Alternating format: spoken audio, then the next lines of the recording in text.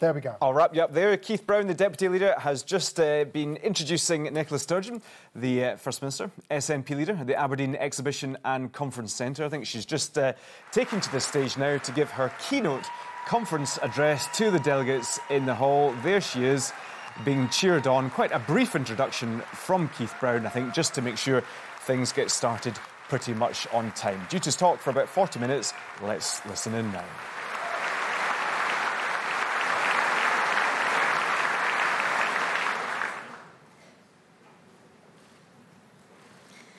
Friends, it's great to be back here in the Granite City.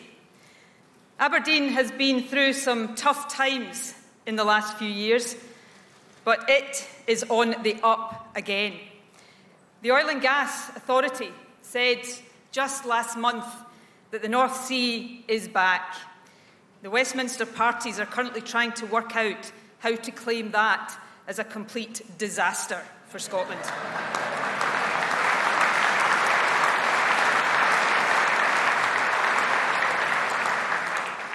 The new city bypass will be open later this year. That's investment of £750 million, neglected for decades by previous administrations and now being delivered by the SNP.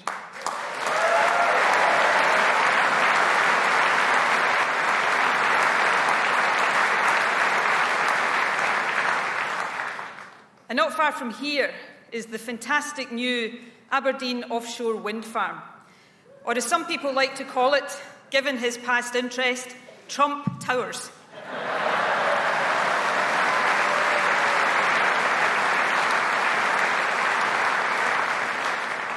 The President might not be a fan, but this cutting-edge renewable energy project is an astonishing feat of engineering, and it confirms Scotland's rightful place as Europe's energy powerhouse.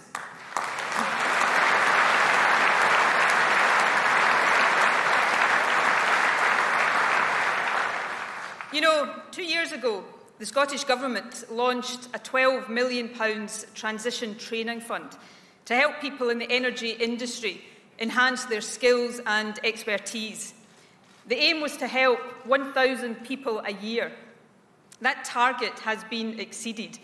3,300 energy workers are now benefiting. And therein lies a difference between the SNP and the Westminster parties. When the oil price fell, Labour and the Tories saw it as an opportunity to talk down Scotland's potential. We, the SNP, got to work to protect Scottish jobs.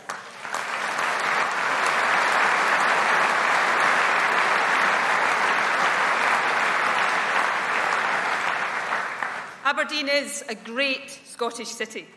It is a truly international city too. Nearly a quarter of all people who live here were born outside the UK. Those who've made Aberdeen their home have helped create wealth and jobs. They have enriched the city and our country in so many different ways. Friends, Westminster might want to create a hostile environment for migrants. But let me make this clear today. That policy is not in our name.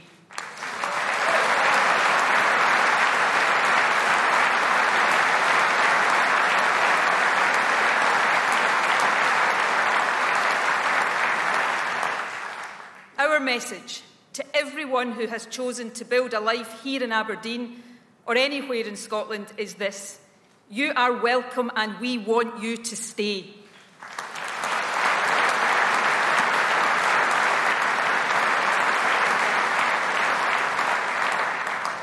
Westminster's hostile environment is not just a slogan. It has a real impact on our communities, our schools and our hospitals. Recently, a school on the Isle of Mull struggled to fill a Gaelic teaching vacancy. Eventually, a teacher from Canada applied for and got the job, and then she found herself blocked by the Home Office. When John Swinney took up the case with the UK government, he was told that they wouldn't even send a reply. Well, the Tories might not reply to us, but I think we should reply to them. Drop your anti-migrant obsession, drop it now and put our school pupils first.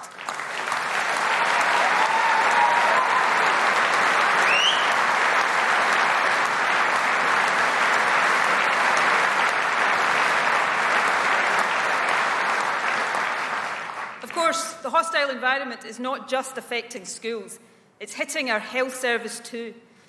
Since the Brexit vote, there's been a huge drop in the number of EU nurses registering in the UK.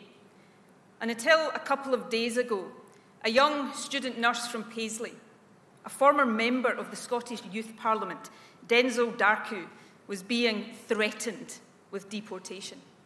At first sight, that beggars belief. But in reality, it's just the Tories being true to form. Hostile to migrants and neglecting the NHS. Shame on them.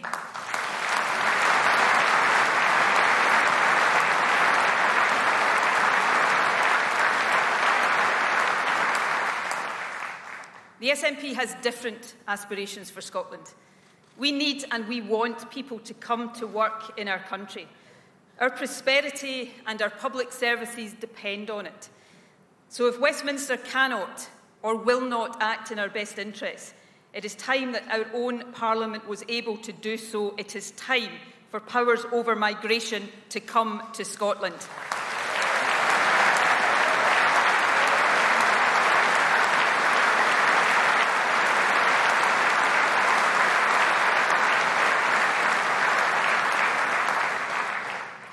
Next year, our Scottish Parliament will mark its 20th anniversary.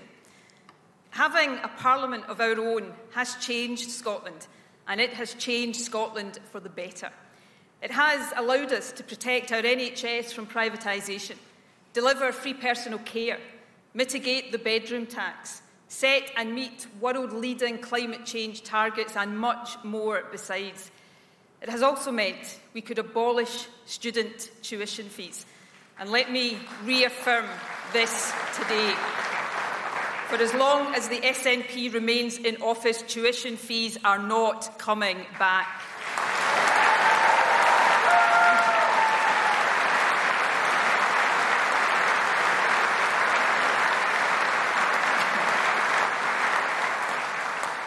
This 20-year milestone should be a time of celebration. Instead, the powers of our Parliament are under threat like never before. On Tuesday, the EU withdrawal bill returns to the House of Commons. As it stands, that bill allows UK ministers to remove Scotland's powers for up to 7 years. Agriculture, fishing, trade, environmental standards, consumer protections, areas that really matter to people and to businesses across our country. And they want to be able to do so against the will of the Scottish Parliament. Friends, that is completely unacceptable.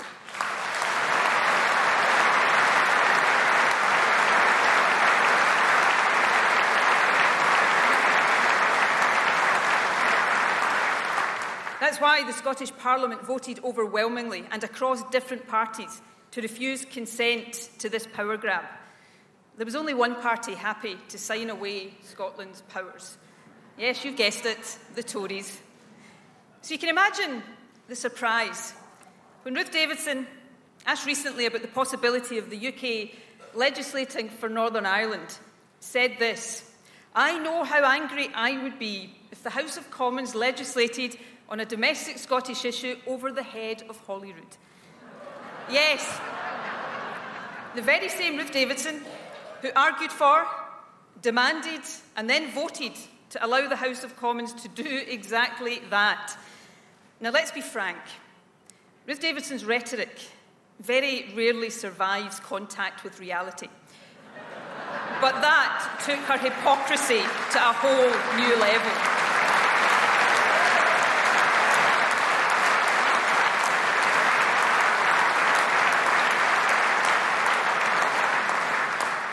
Next week, the prevaricating comes to an end. It is decision time for the Tories. They can choose to respect devolution or they can prove what many in Scotland have long believed. The Tories cannot be trusted with the Scottish Parliament, not now, not ever.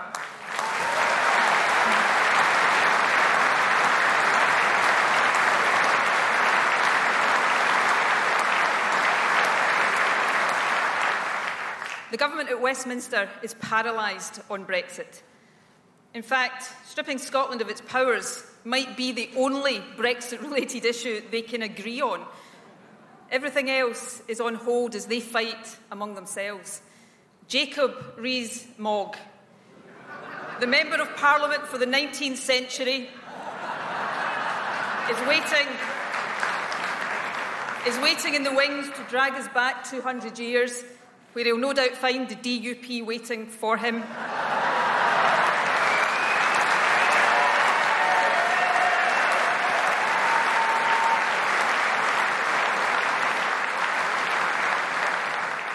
The Prime Minister rules out membership of the single market and the customs union, even though she has absolutely no idea what to replace it with.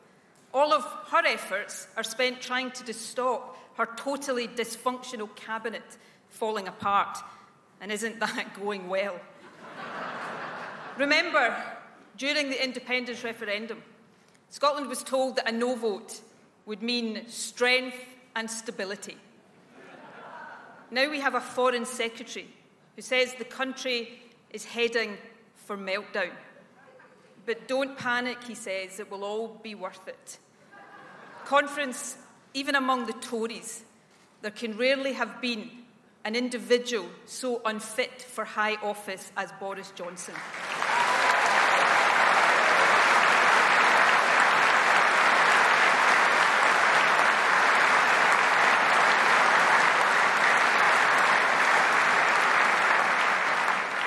Theresa May says Boris is just Boris. We say he is an embarrassing liability and enough is enough.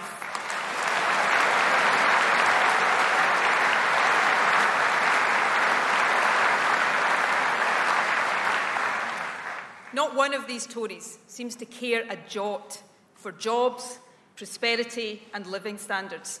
Government is a shambles. It is reckless, it is selfish, and the sooner it holds no sway over Scotland, the better for all of us.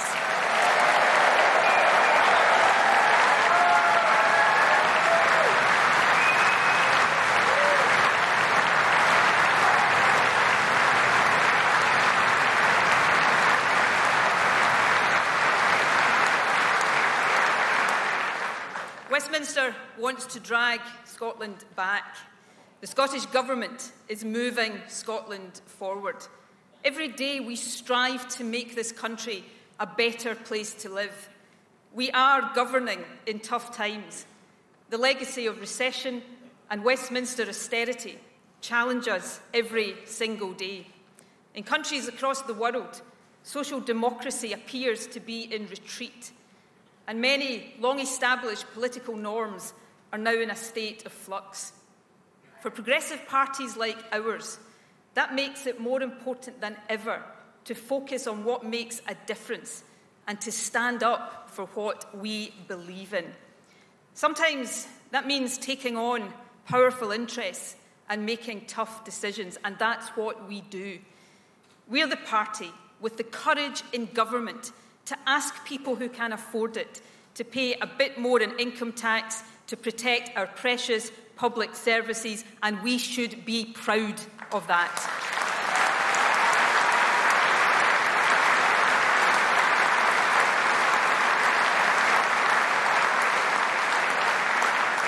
Last month, we became the first country in the world to introduce minimum pricing for alcohol. That policy is not universally popular, but it will save lives. We overcame many hurdles along the way, and we should be proud that we persevered.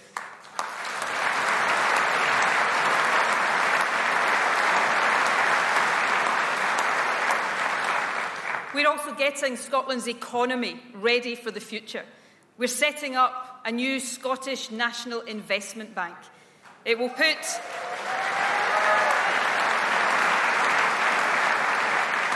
It will put Scotland at the forefront of technological and environmental innovation and help to create jobs. Of course, it will take a couple of years to get the bank up and running. So to bridge the gap, we have announced £150 million over the next 2 years for a new Building Scotland fund. Friends, I can announce today that this fund is now open for business.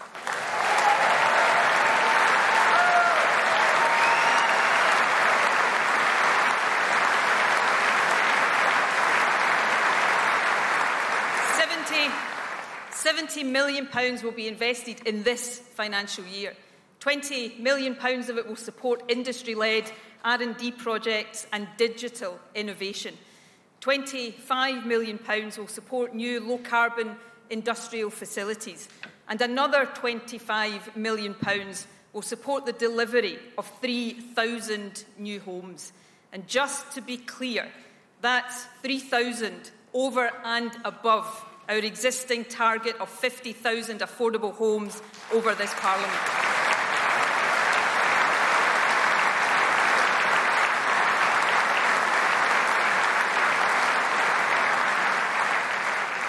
Boosting the economy now, preparing it for the future, and building the homes that people need. We are taking Scotland forward while Westminster tries to drag us back.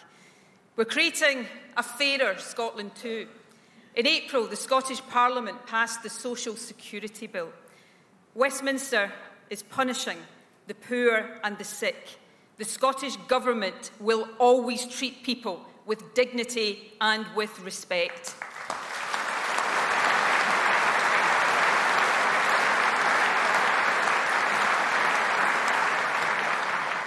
Now, we can't undo all the damage Westminster is doing, but where we can make a difference, we will.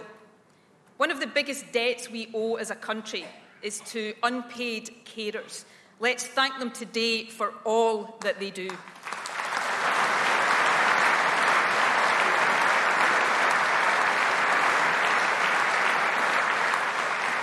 We can never fully repay that debt, but now that carers' allowance is devolved, we can make a down payment.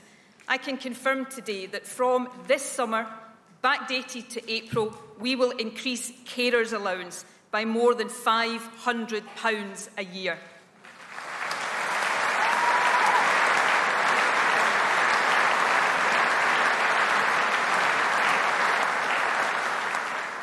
From next summer, we'll also deliver the new Best Start grant to help tackle child poverty.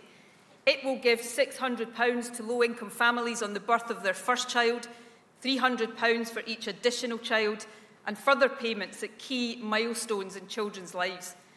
And let me put this beyond any doubt. There will be no two-child cap and no rape clause under the SNP.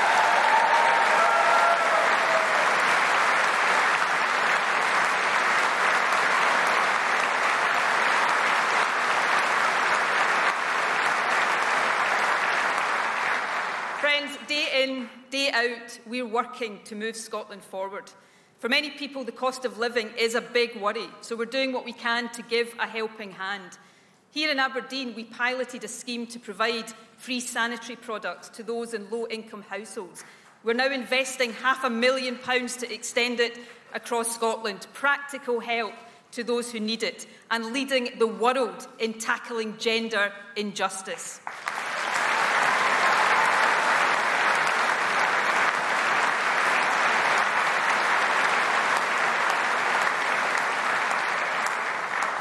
We've also announced a new £100 minimum school clothing grant.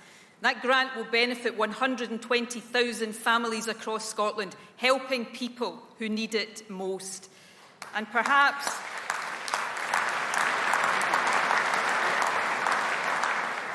most importantly of all, we've just struck a deal with councils to invest almost £1 billion a year to double free childcare.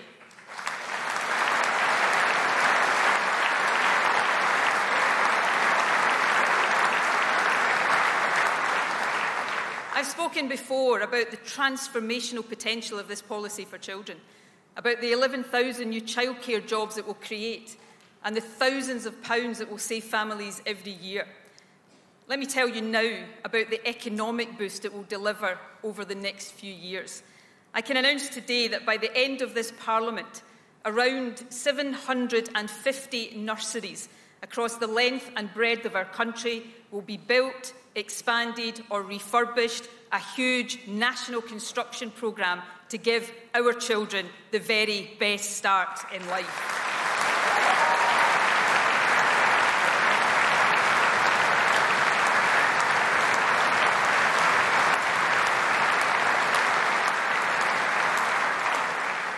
Friends, most of the progress I've just talked about hasn't happened over the course of the past 11 years of SNP government, or even in the last 2 years. Most of it has happened in the last 2 months. That's what you call a government moving Scotland forward.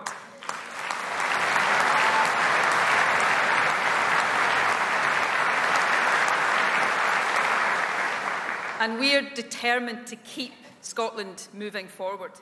I spoke earlier about our commitment to protect free university education. Free tuition is necessary to support working-class kids into higher education. It is necessary, but we know that it is not enough on its own. That's why we set up a review of the living support we provide to students. That review recommended that we increase our investment in student support in the first instance by £16 million a year. I can announce today that we will go further. By the end of this Parliament, we will increase funding for student support by more than £20 million a year.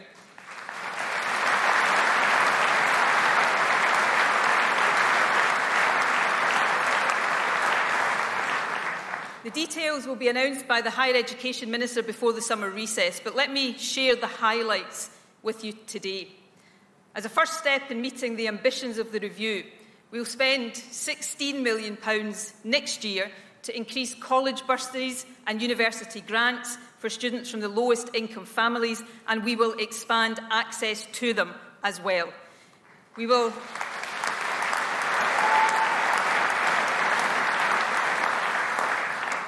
also increase the amount graduates can earn before they start paying back student loans. Right now, they start paying at a little more than £18,000. In our manifesto, we said we would increase that to £22,000.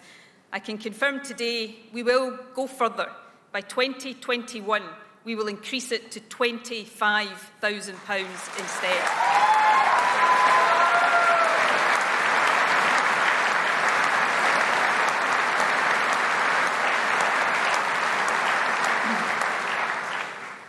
And lastly, an issue very close to my heart. 2 years ago, I spoke about the obligations we owe to young people who grow up in care. I set out plans for a fundamental review of the care system with love at its heart. And let me take a moment to congratulate Who Cares Scotland. Their campaigning work inspired this review, and they've just been named UK Charity of the Year in recognition of that success.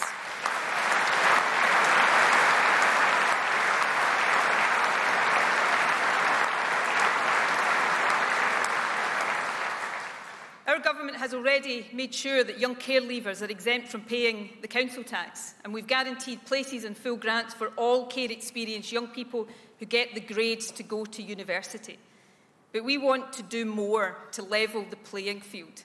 I can announce today that with an investment of more than £5 million this year, we will increase the grant for every care-experienced young person at university or at college to £8,100.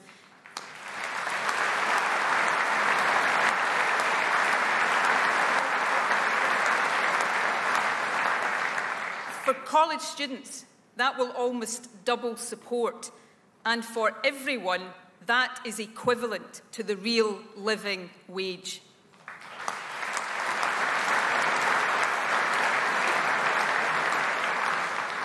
I've made clear my determination to close the education gap between our richest and poorest young people. Today we take another step along that road. Friends, we are moving Scotland forward step by step. We're not just talking about creating a more prosperous, fairer country. We're taking action now to build the kind of country we know is possible. And we are using every power at our disposal. As with social security, the majority of tax powers are still held by Westminster. But in our budget, we announced an extra £400 million for health. We could only do that because we reformed the income tax system to make it fairer and raise more money. Labour, for all their talk, voted against these progressive tax changes. Now, we shouldn't be surprised. When it comes to action, rather than empty words, Labour is found wanting time and again. We can see that here in Aberdeen. Unbelievably, they still refuse to expel their 9 suspended councillors who are working with the Tories to force through £125 million of cuts to local services. What an utter disgrace.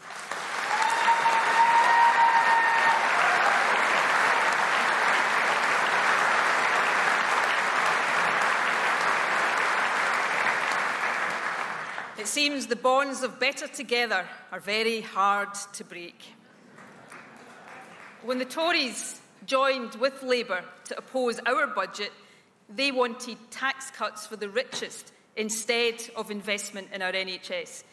They would have cut spending on public services by more than £500 million. That's equivalent to 12,000 nurses. Friends, let me make this clear. When it comes to a choice between tax cuts for the richest or spending more in our health service, we will choose the NHS every single time.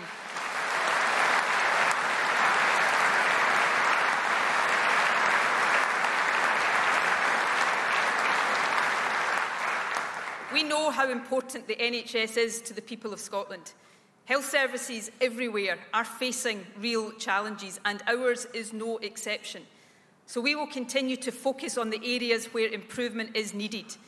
But we should also pay tribute to the collective effort of staff when progress is made.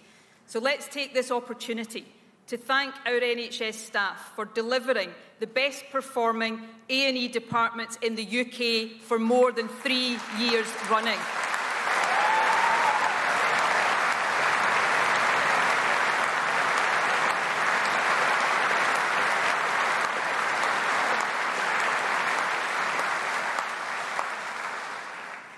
None of the progress we need to see in our NHS will be possible without the dedication of those who work in it. We know that for NHS staff and all those who work in our public services, the last few years of pay restraint have been tough. That's why I'm proud that our government was the first in the UK to lift the 1% pay cap. Right now, we're in negotiations to agree a 3-year pay deal for NHS staff, which will not just match but exceed the deal agreed in England. I hope these talks reach a positive conclusion soon. But I don't want those working so hard in the NHS to have to wait for that agreement to get a pay rise this year. So I can announce today that we will make a payment on account. All staff working under NHS Agenda for Change and earning up to £80,000 will get an immediate 3% pay rise, and it will be in their pay packets next month.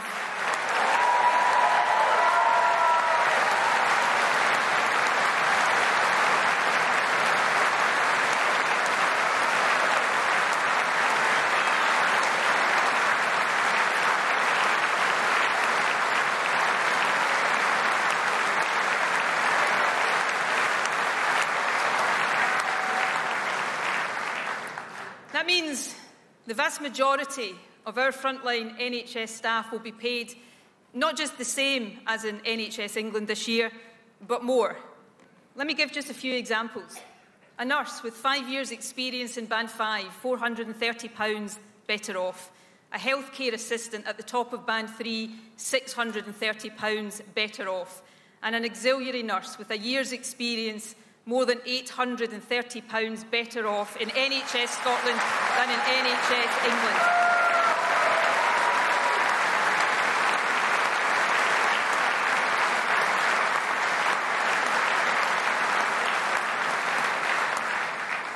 And before the Tories ask, yes, that is after tax.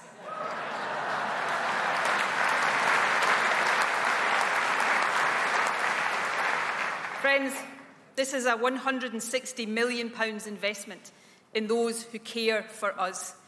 And as our precious NHS reaches its 70th birthday, it comes with our grateful thanks for all that they do.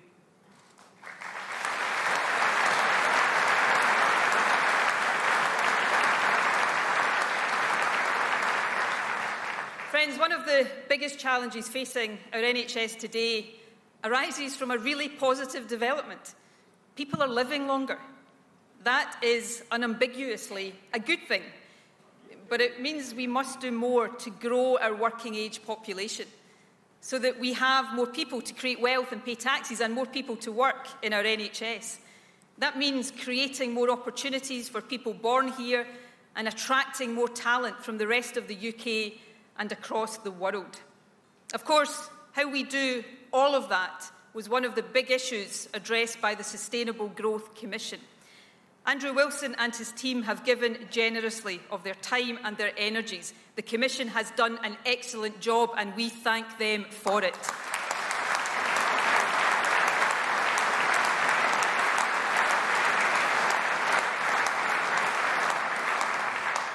Over the summer, our fantastic new Deputy Leader, Keith Brown, will lead a debate about its recommendations. It will be a debate open to views and ideas from within and beyond our party, and it will focus on how to make the most of our potential as a country, not simply limit the damage Brexit will do, and what a refreshing change that will be.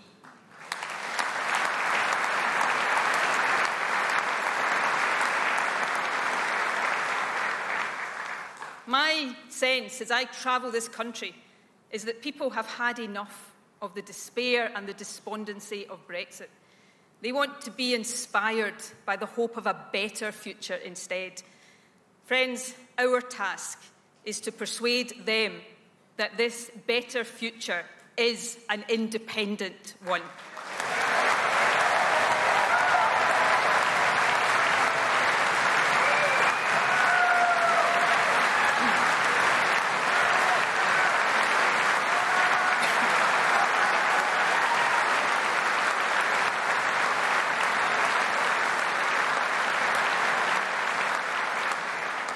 The Growth Commission provides the platform on which we will renew the case for independence. It doesn't shy away from challenges, and nor should it. It doesn't pretend there are always easy answers. No one believes that. But it does lay strong foundations for independence, and it busts some Westminster myths along the way as well. On the deficit, created on Westminster's watch, remember, it shows that the scare stories of Labour and the Tories are completely bogus. Even with no extra growth from independence, the deficit can be turned around within 5 to 10 years, and it can be done with public spending rising, not falling. Friends, that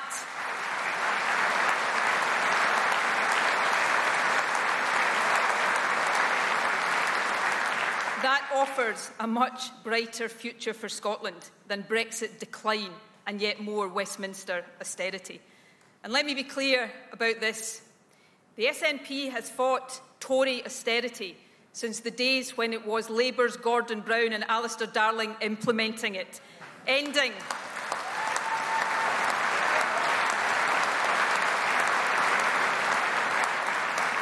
the self-defeating damage of austerity is and always will be our priority. The purpose of independence is to build a better country, a stronger economy and a fairer society. The Growth Commission offers a blueprint of how we can do that. It recognises that independence is about the freedom to make our own choices. It's about equipping ourselves with the full powers to lift people out of poverty, to tackle the inequality that limits our potential. It's about the ability to use our finite oil wealth to build the industries of the future. It's about having the powers to encourage more talented people to live, work and contribute here, and making sure that our young people can travel, study and work in other countries too. It's about letting our businesses trade freely across the UK, Europe and beyond. And it's about investing in our National Health Service instead of wasting billions of pounds on trident weapons of mass destruction.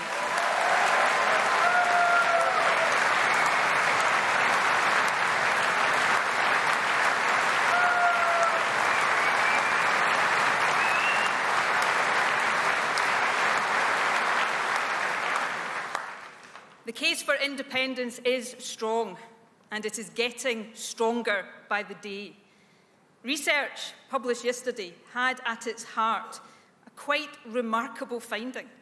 It showed that the number of people in Scotland who believe that independence will make our economy better has risen dramatically. And for the first time, those of us who believe that now outnumber those who believe the opposite.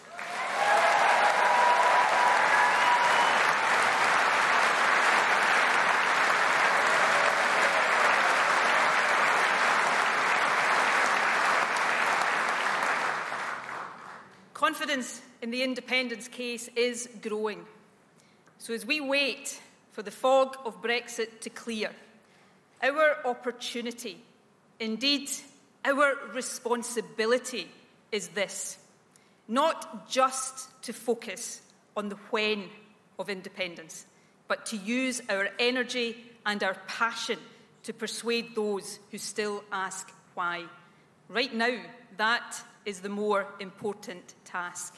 And if we do that, let me tell you this: I am more certain than ever before that persuading a majority of our fellow citizens that Scotland should be an independent country is well within our grasp.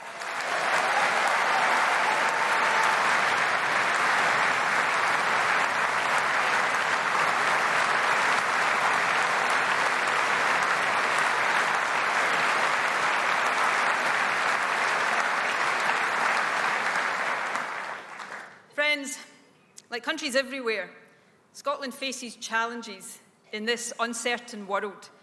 But we have potential aplenty, and we have so much to look forward to. You know, I've been very struck recently by some surveys that have reported on Scottish attitudes to life. It seems we're getting happier. Frankly, I blame the Scottish Government.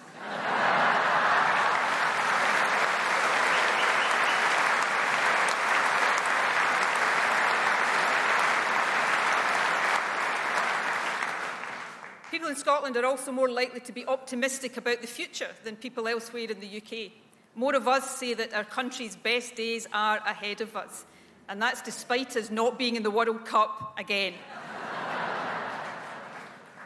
But the serious point is this: our message of hope and ambition is in tune with a country that feels optimistic about the future, so let us grasp that opportunity.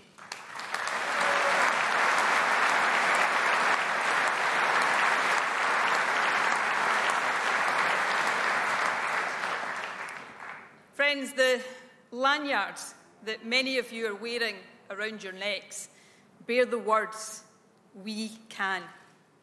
A simple phrase that speaks to this growing sense of optimism. From the magnificent Kelpies to the Queensferry crossing, it reflects our artistic and engineering genius. It speaks to how, as a country, we can care for our children, champion equality and human rights, and strive to be at the forefront of innovation. But most positively of all, it seeks to give a voice to all those who call Scotland home. The we is everyone who chooses to live here. The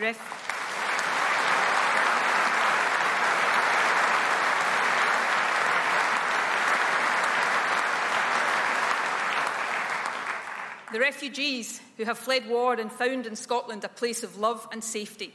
The scientists working in our world-class universities, our sportsmen and women who perform on the world stage, the medical researchers from all over the world improving and saving lives, and all those who dedicate themselves to caring for others.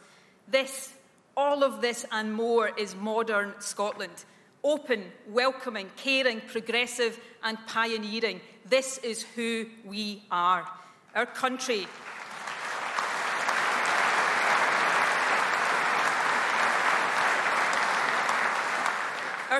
is bursting with talent. I see it each and every single day.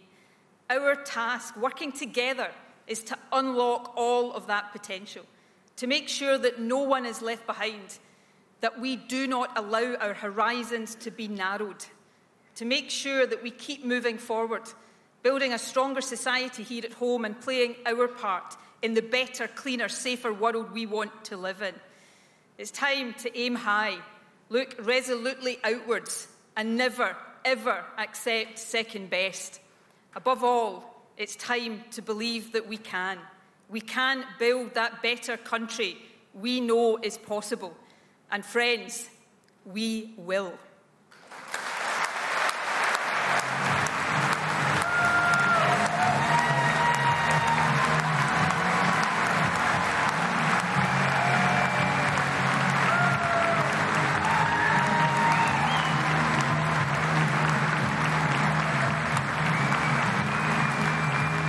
The SNP party leader Nicola Sturgeon there taking the applause at the Aberdeen Exhibition and Conference Centre, delivering her keynote conference speech there, in a way ending where we started, talking about Scotland being an open country. She started by saying to the Conservatives, drop your migrant obsession. She also spoke about the powers of the Parliament, the Holyrood Parliament, under threat like never before from the Conservatives. She, of course, attacked the Foreign Secretary Boris Johnson as well, saying that he was unfit for office. It was a speech rich in policy announcements, a new Building Scotland fund, 750 in a separate announcement as well, 750 nurseries to be built, expanded or refurbished in Scotland, £20 million increase for student support, and a really interesting announcement there. Good news if you're an NHS worker, an immediate 3% pay rise in pay packets next month. But what really got the audience on their feet was when she was talking about independence. The best future is an independent one, the First Minister said, and she said not just to focus on the when, but to try to persuade those who ask why, and trying to end on an optimistic note as well. There she was just hugging a couple of people there. Kirsty Blackman, one of the Aberdeen MPs there. Now she's hugging the leader of Susan Aitken, Glasgow City Council as well. There's her mum and dad as well, greeting them too in the crowd. The crowd on their feet welcoming the speech there. We'll still keep with these pictures, but Professor Sir John Curtis is still with me here in the studio just now. John, just some of your initial reactions to that speech there. Well, it's a speech with three parts. It's a little bit like a sandwich. We had Brexit at the beginning, we had independence at the end, but the meat of the speech was effectively looking at various aspects and various announcements, in which you've just summarised, about what the Scottish Government has done and is going to do. I think the interesting part about that section of the speech was the way in which she addressed some of the criticisms that have been made about various aspects of Scottish Government policy. Quite a lengthy passage about the economy, where there's been criticism about the way in which Scotland's economy has not been growing even as rapidly as the UK's, and the UK's has not been growing that rapidly. Also seemingly trying to address one of the criticisms of the policy on childcare, which is where are the nurseries to be able to deliver it, although the speech didn't make it very clear exactly where these 750 nurseries are going to come from and who was going to be running them. And equally also, although she committed herself to retaining free university tuition, was implicitly acknowledging the criticism that the lack of maintenance support, or the relative lack of maintenance support for kids from poorer backgrounds, is potentially a disadvantage and has been criticised. But that was undoubtedly media speech. And the implicit message, I think, was responding to her critics saying, you're not concentrating on the day job, you must be joking. Look, this is what we're doing. Now, around that, is the bread. The bread at the beginning was Brexit. Now, that was essentially a section which said, look, we don't like the government's policies on immigration. Could they please be devolved? Although that's not a terribly popular policy with Scottish public opinion, and attacking the government's handling of Brexit. But there wasn't, for example, anything that told us about, well, does she think an independent Scotland should go back into the European Union or not? And it didn't even tell us whether or not she has come to a conclusion about holding a second EU referendum. Then we came to the end. Well, the end was, was about independence. And I think two points to note about that. The first is, I think, again, a message we've heard on a number of occasions during the course of today, of the last couple of days, which is saying that actually I'm accepting that the arguments about Brexit, even though that's where I started my speech, are not going to be enough to persuade people in Scotland of the merits of independence, and that we actually have to make the positive case, as we see it, in favour of independence. So I think we're seeing here the end, in a sense, of the SNP presuming or hoping that Brexit was going to deliver a majority for independence. Now going back to arguing the economic case for independence, she very nicely quoted some research that I was involved in, which suggested that maybe attitudes have shifted, though I should say that was a shift from before the 2014 independence referendum. And we know, and we've not long known, that support for independence has been considerably higher than it was at that stage when that research was done. But anyway, but of course, what we didn't get any clue at all on was whether or not she's going to go for a second independence referendum. As you've just said, the quote was, "Don't ask when, go out and tell people why." And so to that extent, at least, we're all still left on tenterhooks as to whether or not she is going to attempt to hold a referendum before 2021 or not. Yes, in a way the speech might be remembered for a lot of policy announcements, but also for what was not said. But of course, watching the audience there, what really got them on their feet, they did applaud some of the big policy announcements, but you could feel it in the room, I think, when she did speak about independence. That's really where bringing people to their feet. The truth is, rule number one of any leader speech at the SNP conference is end with a peroration about independence and a better Scotland and a promising future. This again, was clear, true to form. I mean, so even if the leader is not in a position to promise anything about independence actually happening sometime soon, it's about affirming the faith, saying to people that eventually transformation will happen, independence will happen. And yes, the speech was fairly stunned in that respect, but obviously in touching those buttons and saying to people, look, actually, we can take this growth commission. And she did, by the way, quite strongly defend an aspect of the Growth Commission's report that's been most strongly criticised about trying to get the deficit down. And I think that's very strong backing from her of this rather more fiscally conservative stance from the Growth Commission. But she's saying, look, go out, use this, please, and use that to argue the case. And she's hoping that that's sufficient at the time being, at least, to keep our troops happy. John, thank you very much for that. Let's head straight back to the Aberdeen Exhibition and Conference Centre and to our political editor, Brian Taylor. Brian, over to you. Andrew, thanks very much indeed. Joined by two very senior guests here, Kirsty Blackman and Hamza Yousaf. Thanks both very much indeed. She wouldn't use the phrase, the party wouldn't use the phrase, the day job, because it's a pejorative phrase used by the SNP's opponents. But this was a day job speech, wasn't it? Very policy-rich, Kirsty. There was an awful lot about domestic policy, and I think that's the case because, the Scottish Government is doing so much every day to improve the lives of people. I think the announcements that were made, particularly around student support for those people that have been in care, were really, really big and will make a huge impact to people's lives. And a huge round of applause, Hamza, for the announcement on the NHS spending. Huge, and I think you're really understanding people that if anybody deserves that pay uplift, of course, it's our hard-working NHS staff. So porters, £500 better off, £830 better off than England if you're an auxiliary nurse. That's great, that's welcome. Policy rich, but also let's not forget the First Minister spoke about independence and said, let's talk about the why. And that's the message that we're going to deliver out. We'll come to that. We'll come to independence. We'll come to Brexit. Let's stick with the economy. Jean Freeman has joined us as well. Thank you very much indeed. You got a standing ovation for your speech earlier as well. I did, which was lovely. It was lovely. And a very big one there for Nicola Sturgeon. Let's talk about the economy here. The announcements there on spending, announcements on investment in Scotland, announcements on carers, announcements. And yet we have the Scottish Fiscal Commission very recently saying growth for the period ahead is stagnant and real wages will actually decline this year. How do you square those two? Well, that's one of the reasons precisely about real wages, why we are making the investments we are making, because our job is to try and make people's lives in Scotland better. And that is exactly what the First Minister announced. Now, we managed to be creative and innovative in our tax policies. That raises additional funds. And all it is about at the end of the day is asking people who earn a little bit more, like me, to pay a bit more, entirely fair, in order to ensure that everyone has that opportunity. You're responsible for the benefits section in Scotland. Can this extra money for carers, the extra money, can that be afforded if, as happens, the Scottish Fiscal Commission's forecasts are right and therefore, by definition, revenue is held back? Yes, we've already budgeted for those increases in carers allowance, for the significant investment in the Best Start grant, which is a major investment in low-income families and in children in particular. And we do that because we make the right political choices. At the end of the day, that's what this is about. Do you want political choices that go with the grain of Scotland for the people of Scotland, or do you want to suffer political choices made elsewhere which are really about a party, the Tory party's own self-interest? Let me turn all three of you to Brexit and then we'll move on to independence. On Brexit, the First Minister is saying, reflecting on the votes next week in the House of Commons, Tuesday and Wednesday, and saying that if the devolved powers are not returned to Scotland, shame on the Tories, etc., etc. I understand why she says that, but in practice, if Westminster stands firm, Westminster is sovereign and the Scottish Government and the SNP can do nothing.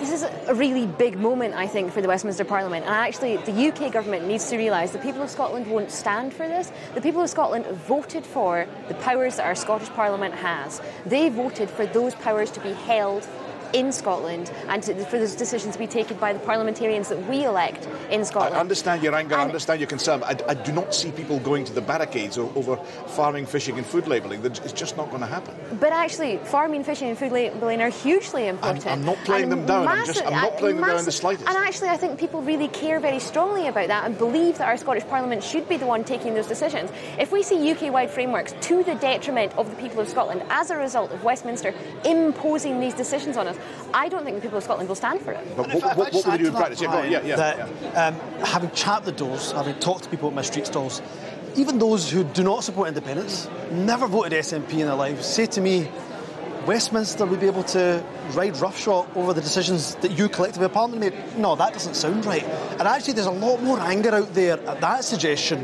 and I don't think the UK government want to go there. What do you do in practice if they say, sorry, there's been no agreement, we're going ahead with the legislation? Oh no, I think the people won't stand for that, and we certainly as a government absolutely won't stand for that either. So look, the point is that we're going to go out there and make the case to the people that no, this Parliament, our Parliament, the nation's Parliament is sovereign. If Westminster ride roughshod to that, then I think the people will have a hell of a say in that. Jean Freeman. Well, you remember, Brian, as we all do, the strength of that vote to have a Scottish Parliament in the first place. So it's not just the SNP's job to stop the UK government doing that. You know, people in Scotland send Tory MPs down there to Westminster, send Labour MPs down to Westminster. Those MPs are either, like Kirsty and her colleagues, going to stand up for Scotland or they're not. So the choice is actually about what are they going to do. Now, if at the end of the day they fail to do that, they would rather stick with their London cronies than make those choices in favour of the people who actually elected them, then I think people will be very angry indeed with them as well as with the UK government. OK, let me turn you finally to the third main theme of the First Minister's speech, which was independence. It was the Growth Commission being, as she saw it, a stepping stone to the debate about independence. But Kirsty, she also said that we will be able to do this when the fog of Brexit clears. When do you actually expect that fog to disperse? What the First Minister said today is that we need to focus on the why of independence. Yeah. And that's what we're going to be doing. That's what the Growth Commission does. That's what we're going to be doing across the summer in discussing the outcomes of the Growth Commission. Indulge me. It's one of my charms. I like to ask the other question. What about the when of independence? I'm very keen to talk about the why of independence. I've said previously, and I'll say again, I believe that my children will grow up in an independent Scotland. I would not be here fighting every day for an independent Scotland if I did not believe that was the case. But we need to make the case. We need to convince people of that why, and we need to be talking about the benefits of an independent Scotland. Hamza, then Jean, if you need to make the case, it strikes me. I'm not blaming you for this. It strikes me you need time to make that case, and you need time for that fog, as you describe it, to clear. Well, just as Kirsty said, the First Minister has told us we need to concentrate on the why of independence, and let's be a bit self-reflective. You know, we all three of us here were involved in that 2014 campaign. The times I knocked the door, people told me that our economic argument had to be stronger. Yeah. Some great polling figures there that show for the first time there's now a net benefit, net increase of people saying that they now believe that an independent Scotland's economy, they would be better off than they'd be worse off. Almost out of time. Briefly, Jean Freeman. Well, I think that's absolutely right. It is about, do you know, there's no point in talking about the when until you're sure that you have convinced more and more people of the why. And that's our job. It's always been our job. We've now got the Growth Commission report to help us with that. And we see already more people beginning to think seriously about why they should be independent and believing that our economy will be stronger as an independent country than not. Thanks very much, all three, because unfortunately I've got to deal with the when. This Time's winged chariot has caught up with me. Back to the studio. Brian, thank you very much for that. I'm still joined by Professor Sir John Curtis. John, let's just pick up on what we're talking about there, the so-called power grab of Holyrood's powers when it comes to the Brexit legislation. Hamza Yousaf was saying that he feels that is being discussed on the doorsteps, but do you think that is getting through to the general public? Well, I mean, certainly on the research we've done in which we asked people, who should make the decisions about agriculture and fish for Scotland, should it be done by the Scottish Government or should it be shared between the Scottish Government and the UK Government? Around 3/5 of people in Scotland go with the Scottish Government and only around a third or so go with the idea of sharing. So certainly sentiment of Scottish public opinion seems to be in favour of the Scottish Government's position. But then perhaps we should remember that equally around 3/5 of Scottish public opinion voted in favour of remaining inside the European Union. Now, not enough of that 3/5 has been sufficiently upset about the fact that Scotland is going to be taken out outside of the European Union to produce a majority in favour of independence. And therefore, will it necessarily be the case that there will be enough people upset about the apparent curb on the powers of the Scottish Parliament to produce a change? I think certainly the lesson of Brexit is we can't assume that what will happen. Of course, what we do now know has happened as a result of linking the issue of independence to the issue of Brexit is that while the SNP look as though they've made some ground amongst those who indeed are very keen on the European Union, the other section of Scotland, which is much bigger than the third of people who voted to leave, who are relatively sceptical about the European Union, actually support for independence has gone down as compared with 2014. So the difficulty for the SNP is, by hooking the independence wagon to these arguments about process and about other constitutional issues, is that they can end up being divisive for the nationalist movement. That certainly, I think, is what Brexit has done. It's not been an opportunity. It's ended up dividing the movement. Whether this issue of the powers of the Scottish Parliament is going to be strong enough. Well, put it like this, I think the SNP are going to have to make it an issue. They're going to have to make people really feel upset. And so far, at least, I'm not sure they've done enough to make that happen. Right, OK, John, thank you very much for that. And I think we can go straight back to Brian in Aberdeen now, who's got some more guests with him. Brian.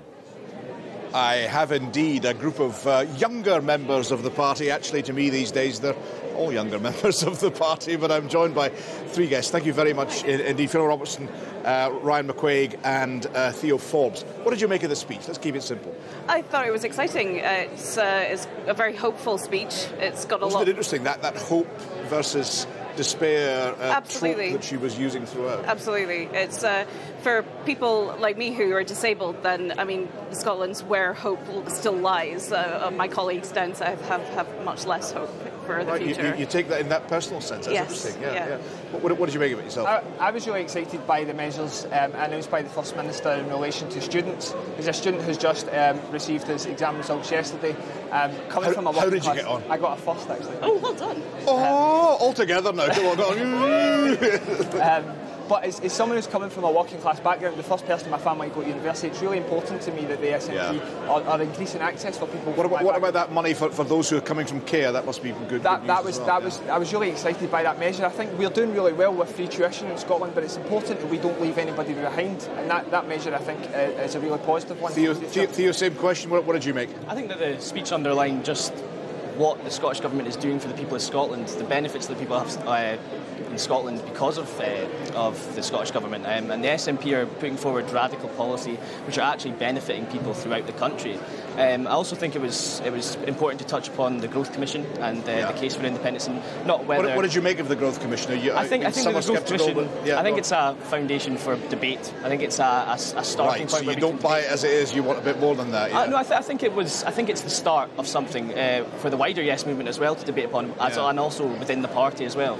Since we've raised that, let's go to that one. I was going to go to the economy, but let's go to that. Fiona, I mean, the Growth Commission seeing as a foundation, but and everybody wants to talk about the why of independence, and I always want to talk about the when. When do you think there might be a referendum? When you might put it to the test? Because the opinion polls on various things are shifting, but it's still the opinion polls still suggesting a no vote slight lead. For me, it has to be when we're sure that it's what the people want. This is a democratic vote. And you're prepared to wait, yeah? I am prepared to wait, because I think it's really important that we get it right, that we're doing the work now to make sure that we're already building the Scotland that we deserve. But you think there's work that needs to be done? The party case isn't quite there yet. We're getting there. I think that there is a wee bit of work still to be done. On what, the economy? On a lot of different things. I think people are afraid of risk, and they don't understand that everything's going to change now. There is no status quo left. So what happens in the future is a choice between two sets of risks, and one is hopeful and one isn't. Ryan, that point about risk is a point well made. Doesn't Brexit, which perhaps creates the conditions in which you might want to seek a second referendum, also create the uncertainty and anxiety and doubt that perhaps vitiates that referendum offer? Well, I think the Better Together campaign no longer have economic stability at the heart of their argument. Brexit has become an absolute shambles. We don't know actually what the UK government wants. And I think people in Scotland will find it really refreshing that we are looking for a positive vision for Scotland's future. Let's debate what type of country we want to be, rather than just mitigating the very worst of Brexit. What's your take on the Growth Commission? Nicola Sturgeon seeing it as a platform without necessarily endorsing all the details of it, although describing it as an excellent piece of work. Absolutely. I think there are many positive aspects of it. I think increased public spending, it shows that austerity is not the answer, and the UK government's plan has been foolhardy from day one. But I think to go to the assemblies, we need to debate this. We need to get into the detail and look how we're going to go going forward. But Theo, and then perhaps finally Fiona, you're talking about further public spending. How can you possibly afford that when the Fiscal Commission is saying that growth is going to be stagnant in the next few years and real wages are actually declining this year?